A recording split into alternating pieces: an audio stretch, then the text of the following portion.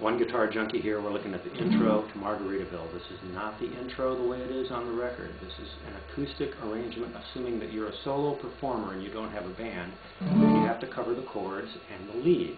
You can play the lead the way it is on the record, or the way approximate the steel drums, but this way we can stick the melody notes, the intro notes, in with the chords in one fingering. So this is not like the record. This is an arrangement for you to play solo. We're going to take your standard C chord and we're going to modify it. We're going to hold our first finger across two strings, the B string and the E string. That gives us a C sus 4, but that's not what the audience is going to hear, because your fourth finger is going to start out on the third fret of the E string. Now all the fret numbers I'm using are referencing the capo as if it's 0.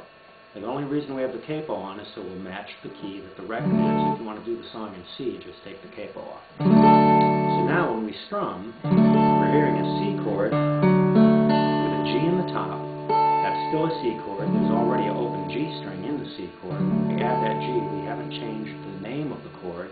We're only changing the voicing of the chord.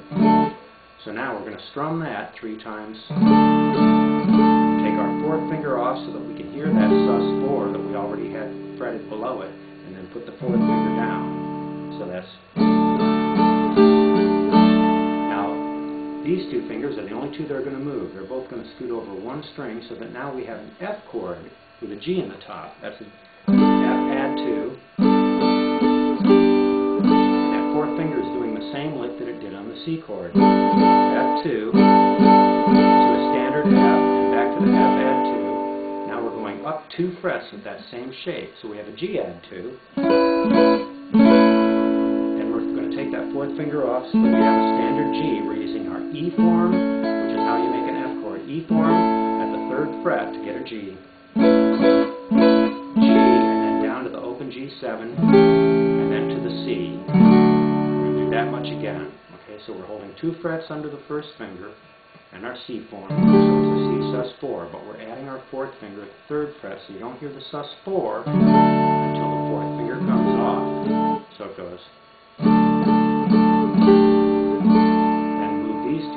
Over to make an F chord, but leave the fourth finger there, making an F add 2, and remove the G and put it back. Now we're going up 2 frets with the whole shape.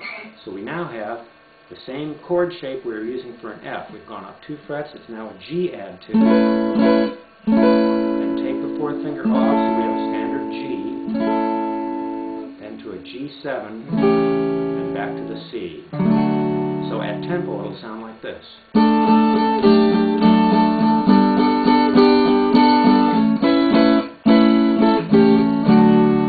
Now right there's a little fill that I do.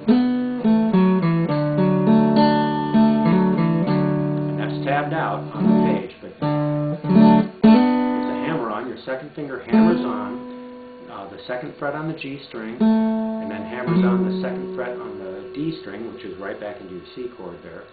And then we're going to pick the C chord one note at a time. C, E, G, C. And that same little hammer on, and that's tabbed out. And there's a link to the tab in the description box of this video.